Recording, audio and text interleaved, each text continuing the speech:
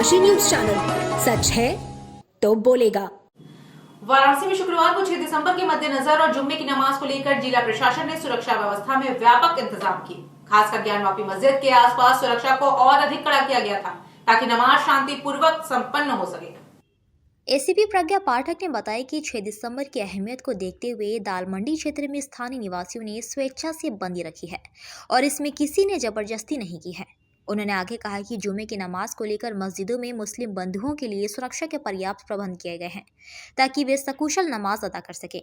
सुरक्षा बलों द्वारा मस्जिदों और आसपास के इलाकों में गश्त और निगरानी बढ़ाई गई थी। एसीपी ने बताया कि शांति व्यवस्था बनाए रखने के लिए प्रशासन पूरी तरह से सतर्क है और किसी भी प्रकार की अप्रिय घटना से बचने के लिए सभी उपाय किए गए हैं। जिले के अधिकारियों ने यह सुनिश्चित किया कि 6 दिसंबर के दिन कोई भी अशांति न हो और स्थानीय समुदाय के बीच सौहार्दपूर्ण माहौल बना रहे। आज जुम्मे की नमाज है, इसके दृष्टिगत सभी जगह पुलिस फोर्स मौके पर मौजूद है ताकि किसी भी प्रकार की किसी को कुछ समस्या ना आ सके और सुरक्षा की दृष्टि से भी सारा पुलिस बल मौके पर मौजूद है और सब आज का त्यौहार आज जो फ्राइडे है उसको हम सकुशल संपन्न कराएंगे। दाल मंडी बंद है, इसे क्या व्यवस्था किया गया है? जिसने भी अपनी इच्छा से दुकानें बंद की हैं उनको कोई प्रॉब्लम नहीं दी गई है, लेकिन हमने यह श्योर किया है कि किसी पर भी दुकान बंद करने के लिए कोई दबाव न डाला जाए। जिसे दुकान खोलनी है वो दुकान खोले रखे, जिसे बंद करनी है वो बंद रखे, वो उनकी अपनी स्वेच्छा है। नवनीता कुंवर पब्लिक स्कूल सुसवाही परिसर में चल रहे 4 दिवसीय वार्षिक खेलकूद समारोह 2024 के चतुर्थ दिवस पर विभिन्न खेल प्रतियोगिताओं में भाग लेने वाले छात्र छात्राओं को सम्मानित किया गया। कार्यक्रम का शुभारंभ मुख्य अतिथि बाल रूप यादव, प्रवक्ता भौतिकी काशी विद्यापीठ डॉक्टर केपी सिंह, उपाध्यक्ष प्रवीण राय, प्रधानाचार्य डॉक्टर दिवाकर राय तथा समन्वयक ए.के. वर्मा द्वारा किया गया। मुख्य अतिथि बाल रूप यादव ने कक्षा नर्सरी से कक्षा 5 तक के विजेताओं को मेडल पहनाकर सम्मानित किया। वहीं डॉक्टर केपी सिंह ने kho kho, kabaddi, volleyball, long jump और शॉटपुट के विजेताओं को मेडल और माला पहनाकर उन्हें सम्मानित किया।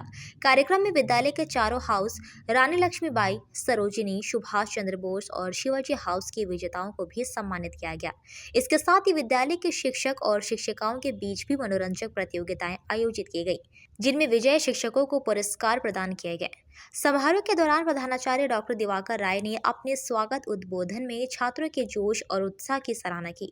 उन्होंने विद्यार्थियों के उत्कृष्ट प्रदर्शन की बधाई दी और उनके उज्जवल भविष्य के लिए शुभकामनाएं दी। कार्यक्रम का समापन शिक्षिका शेफाली पटेल के धन्यवाद ज्ञापन के साथ हुआ। मंच संचालन शिक्षक ऋतिक प्रकाश और शेफाली पटेल ने किया। इस सफल कार्यक्रम को आयोजित करने में खेल शिक्षक नितेश यादव का विशेष योगदान रहा। बच्चों ने बढ़िया प्रदर्शन किया 4 दिनों में।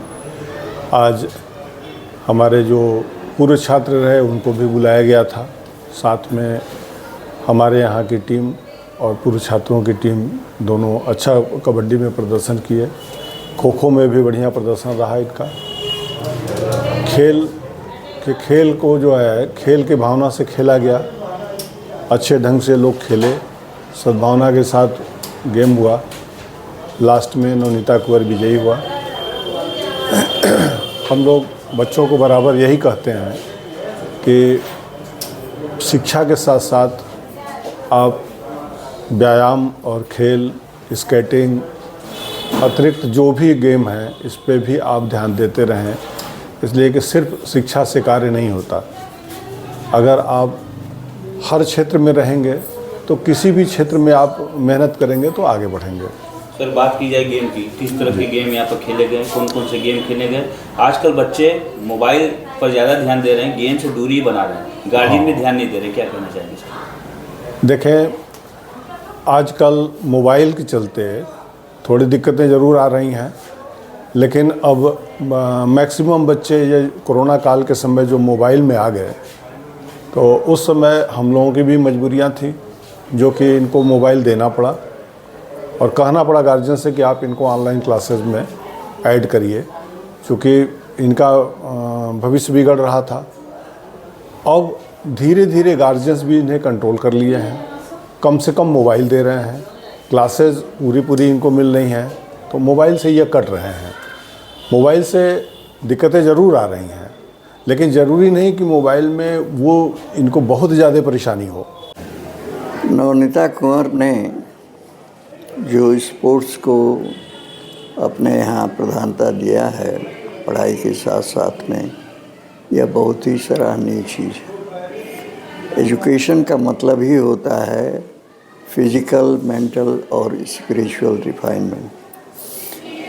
यहाँ पर ये तीनों चीज़ें देखने में आती हैं और स्पोर्ट्स उतना ही ज़रूरी है जितना कि एजुकेशन पे। छोटे बच्चों से, यहाँ के पढ़ने वालों से मैं अक्सर पूछा करता हूँ कि पढ़ाई कैसी चल रही है। अब तक किसी भी लड़के ने नहीं कहा कि अच्छी नहीं है। कुछ कहते हैं बहुत अच्छी चल रही है, कुछ कहते हैं अच्छी चल रही है। पेरेंट्स से भी मैं पूछता हूँ, सभी को बड़ा संतोष है। और ये जो 4 दिन का कार्यक्रम स्पोर्ट्स का यहाँ चला, जिसमें अलग अलग तरह के स्पोर्ट्स। 6 दिसंबर को शौर्य दिवस के उपलक्ष्य में शिव सैनिकों ने वाराणसी के 80 घाट पर एकजुट होकर हवन पूजन किया और संयुक्त रूप से हनुमान चालीसा का पाठ किया। यह कार्यक्रम महानगर प्रमुख अजय सिंह अज्जू के नेतृत्व में आयोजित किया गया। पूर्व निर्धारित कार्यक्रम के अनुसार 80 घाट पर समस्त शिव सैनिक एकत्रित हुए और शौर्य दिवस के मौके पर हवन पूजन किया। कार्यक्रम के दौरान शिव सैनिकों को संबोधित करते हुए अजय सिंह अज्जू ने कहा, 6 दिसंबर 1992 को विवादित ढांचे को गिराकर हिंदू समाज ने यह सिद्ध कर दिया कि अब हमें दबाया नहीं जा सकता। यह दिन हमारी एकता और शौर्य का प्रतीक है और हम इसे गर्व के साथ मनाते हैं। इस अवसर पर शिव सैनिकों द्वारा हनुमान चालीसा का सामूहिक पाठ किया गया, जिससे वातावरण में धार्मिक आस्था और शांति का माहौल बना। कार्यक्रम में प्रमुख रूप से जिलाध्यक्ष अजय सिंह अज्जू, श्री धनंजय तिवारी, महानगर उप प्रमुख श्री प्रदीप पांडे, संतोष कुमार सिंह गुड्डू, श्याम सिंह, तेज प्रताप त्रिपाठी, रुनझुन त्रिपाठी, लव शर्मा, महेंद्र साहनी, धर्मेंद्र साहनी, अर्जुन साहनी, बाबा साहनी, अमन साहनी, अंगद गुप्ता सहित अन्य शिव सैनिक उपस्थित रहे।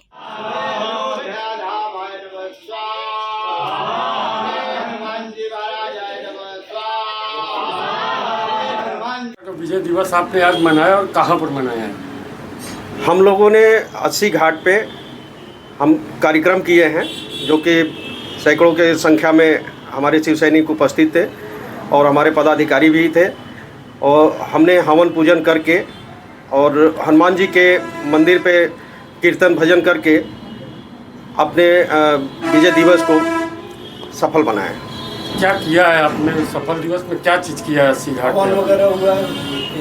हवन हुआ है, हनुमान चालीसा हम लोगों ने पढ़ा है और कीर्तन भजन किया है और मिठाइयाँ बांटे हैं। वाराणसी के सेवापुरी स्थित राजा तालाब तहसील परिसर में शुक्रवार को दी तहसील बार एसोसिएशन के 2025 के वार्षिक चुनाव का आयोजन भारी पुलिस बल की मौजूदगी में हुआ। चुनाव प्रक्रिया सुबह लगभग 9 बजे शुरू हुई और शाम 5 बजे तक चली, जिसमें क्षेत्र के अधिवक्ताओं ने उत्साह के साथ अपने मतों का प्रयोग किया। इस चुनाव में 4 अध्यक्ष पद सहित विभिन्न अन्य पदों के लिए उम्मीदवारों ने अपनी किस्मत आजमाई। चुनाव के दौरान सभी उम्मीदवारों की उपस्थिति में बैलेट बॉक्स को सील कर दिया गया और उसे पुलिस सुरक्षा में स्ट्रांग रूम में रखा गया। चुनाव अधिकारी दिनेश शर्मा और विश्वजीत श्रीवास्तव ने बताया कि अध्यक्ष पद के लिए 4 प्रमुख प्रत्याशी थे: राजेश कुमार सिंह, नारायण सिंह, ओम प्रकाश पांडे और चंद्रशेखर उपाध्याय। इसके अलावा कनिष्ठ उपाध्यक्ष पद के लिए अमित प्रताप सिंह और संजय कुमार वर्मा तथा महामंत्री पद के लिए 4 उम्मीदवारों ने चुनाव लड़ा। कुल मिलाकर 16 प्रत्याशी विभिन्न पदों के लिए मैदान में थे। इस चुनाव में वरिष्ठ उपाध्यक्ष पद पर रामचंद्र पटेल निर्विरोध निर्वाचित हुए। राजा तालाब तहसील में कुल 2591 वोटर हैं, जिनमें से 1591 वोट पड़े। चुनाव के बाद 7 दिसंबर को सुबह 9 बजे से सीसीटीवी निगरानी में मतगणना शुरू होगी और परिणाम की घोषणा तब तक जारी रहेगी। सूत्रों के अनुसार अध्यक्ष पद पर त्रिकोणीय मुकाबला होने की संभावना जताई जा रही है। चुनाव संचालन समिति के सदस्य मनोज मिश्रा और रामजीत सिंह ने बताया कि सभी अधिवक्ताओं को नियमानुसार सीओपी जांच कर मतदान बूथ पर भेजा गया, ताकि चुनाव प्रक्रिया पूरी तरह से पारदर्शी और सुरक्षित हो। नमस्कार, डेढ़ काशी न्यूज में आप सभी का स्वागत है। आज दिखाएंगे किस तरह से अधिवक्ता पर चढ़ करके आज मतदान में हिस्सा ले रहे हैं। आप देख सकते हैं आज वाराणसी जिले के राजा तालाब तहसील में एसोसिएशन बार का द्विवार्षिक चुनाव चल रहा है। यहाँ पे जो अधिवक्ता मतदाता है अपने यहाँ पे पहुँच रहे, काफ़ी संख्या में जो यहाँ प्रत्याशी हैं उनको रिझाने करके काफ़ी सभी हथकंडे अपना रहे हैं। आइए उसको लेकर के यहाँ पे जो वार्षिक चुनाव चला है यहाँ पे जो पहुँचे हैं और यहाँ के मतदाता जो यहाँ पे उनसे भी बात करते हैं, यहाँ पे और लोग से बात करते हैं। यहाँ राजा तालाब तहसील बार एसोसिएशन का चुनाव जो है बहुत ही शांतिपूर्ण तरीके पे जो है संपादित और संचालित हो रही है और यहाँ लगभग बहुत अच्छी खासी स्ट्रेंथ अधिवक्ता समुदायों की है। प्रत्याशी यहाँ अध्यक्ष पद के कितने प्रत्याशी हैं? कितने कांटे की टक्कर चल रही है? अध्यक्ष पद के हमारे यहाँ 4 प्रत्याशी हैं और चारों अपने स्तर से जितनी भी अच्छे ढंग से देखी जाए सब अपने अपने चतुष्कोणीय लड़ाई में लगे पड़े हैं और दमखम का परिचय अपने अपने ढंग से लोग दे रहे हैं। क्या चुनाव शांतिपूर्ण हो रही है? बहुत ही अच्छे ढंग से हमारा चुनाव चल रहा है और किसी भी प्रकार की अधिवक्ताओं का ये जो है शिक्षित समुदाय का चुनाव है, कोई इसमें व्यवधान और खलल नहीं होता। हम लोग ऐसे ही मिलजुल करके 1 वर्ष का चुनाव होता है, भाईचारे के साथ कंधे से कंधा मिलाकर चुनाव को संपादित और संचालित कराते हैं। टक्कर चल रही है, सीधी टक्कर। इस बार जो हमारे अधिवक्ता भाई थे, किसी ने ये नहीं खुला है कि हम किसके साथ हैं। अधिवक्ताओं ने जो लोकतंत्र का पर्व है, लोकतंत्र के पर्व के हिसाब से एकदम शांतिपूर्ण मत दिए हैं। वो गणना के बाद ही स्थिति स्पष्ट होगी, क्योंकि 4 अध्यक्ष पद के यहाँ चतुर्कोणी लड़ाई है कि त्रिकोणीय लड़ाई है सर? यहाँ चौकोरी लड़ाई है, न त्रिकोणी है न दुकोड़ी लड़ाई है। यहाँ सारे लोग लड़ाई में। अध्यक्ष महामंत्री के पद पे काफ़ी अच्छी लड़ाई है, कोषाध्यक्ष के पद पे भी अच्छी लड़ाई है, संयुक्त सचिव प्रशासन पे 3 लोगों ने अपने अपने उस मत का जो अपने पक्ष में रुझान लिया है वो भी काफ़ी सराहनीय रहा। तीनों नए बच्चे हैं जो चुनाव में अब ककहरा सीख रहे हैं कचहरी का, उनकी भी अपने पक्ष में लुभाने का होता है। धन्यवाद। जो यहाँ चुनाव संचालन समिति के सदस्यों का कहना है कि आज यहाँ पे दी तहसील बार एसोसिएशन का यहाँ पे चुनाव था, जिसमें 2551 यहाँ वोट था, जिसमें 1591 यहाँ वोटिंग हुई है, जिसकी मतगणना कल सुबह 7 दिसंबर को सुबह 8 बजे CCTV के निगरानी में यहाँ मतगणना होगा। जो परिणाम आने तक यहाँ मतदान चलता रहेगा, उसी दिन परिणाम घोषित कर दिया जाएगा। कैमरामैन सुरेंद्र कुमार के साथ चंद्रमोहन सिंह, गोपाल डेरकासी, वाराणसी। शुक्रवार को वाराणसी के राजघाट पुल पर एक दिल दहला देने वाली घटना सामने आई है। काशी हिंदू विश्वविद्यालय के संस्कृत विद्या धर्म विज्ञान संकाय के 3य वर्ष के छात्र ने अपनी गर्लफ्रेंड की शादी से आहत होकर गंगा में छलांग लगाई। गंगा में छलांग लगाते ही छात्र डूबने लगा और मदद के लिए चिल्लाने लगा। वहां से गुजर रहे नाविकों ने तुरंत उसे पानी से बाहर निकाला। पुलिस ने मौके पर पहुंचकर छात्र को कबीरचौरा अस्पताल में भर्ती कराया। पूछताछ में युवक ने बताया कि उसका नाम अभिषेक पांडे है और वह BHU के संस्कृत विद्या धर्म विज्ञान संकाय में व्याकरण विषय का छात्र है। उसने कहा, मैं उससे बहुत प्यार करता था, लेकिन उसने मुझे धोखा दिया, उसकी शादी हो गई है। पुलिस की सूचना पर समाज सेवी अमन कबीर भी मौके पर पहुंचे। उन्होंने अभिषेक के पिता से संपर्क किया, जो संत कबीर नगर से वाराणसी के लिए रवाना हो चुके हैं। फिलहाल अभिषेक अमन कबीर के संरक्षण में है। घटना के बीच यह भी सामने आया है कि अभिषेक का अगले दिन मेजर साहित्य का पेपर है। समाज सेवी अमन कबीर ने कहा कि अभिषेक के पिता के आने तक वह उसके साथ रहेंगे। वजह रही कि राजघाट पुल से कूदे हो? राजघाट पुल से तो नहीं कूदे हैं। हाँ, ध्यान बता रही कि राजघाट पुल से कूदे। हमको ध्यान है कि जो है नाव से गिरे हैं, शायद गिरे हो या कूदे हो पता नहीं, ध्यान में नहीं है। अच्छा, क्या कारण रहा? कारण थोड़ा सा परेशान थे, डिप्रेशन में थे बस। किस तरह से परेशान थे? क्या BHU में कौन से? SBDB है, फैकल्टी SBDB। अच्छा, तो वहीं पढ़ते हैं, व्याकरण 3rd ईयर के छात्र। पेपर भी है? हाँ, कल जो है, कल 7 है ना, कल हमारा मेजर साहित्य का एग्जाम है। तो बैक लगा था, फेल हो गए थे। घर में कौन कौन है? हाँ? घर में कौन कौन है? घर में सभी लोग हैं, माता पिता, 2 बहनें हैं, 1 भाई है। तो तुम छोटे हो या बड़े हो? हम बड़े हैं अपने। अच्छा, तो क्या एग्जाम का स्ट्रेस था या फिर कोई लड़की का चक्कर कुछ? वही लड़की का ही चक्कर था, प्रेम था किसी से, और बस उसी में थोड़ा दिमाग जो है इधर उधर हो गया बस। लड़का है और किस लिए यहाँ पे आया, क्या है कारण? दोपहर में मुझे पुलिस द्वारा सूचना मिली कि कोई लड़का राजघाट पुल पर से कूद गया है। तो उन्होंने कहा कि मैं हॉस्पिटल ले जा रहा हूँ, लेकिन मैं थोड़ा व्यस्त था, मेरे परिवार में कुछ दिक्कत थी। तो मैं जब आया तो देखा, पता किया तो पता हुआ कि लड़का एडमिट नहीं है।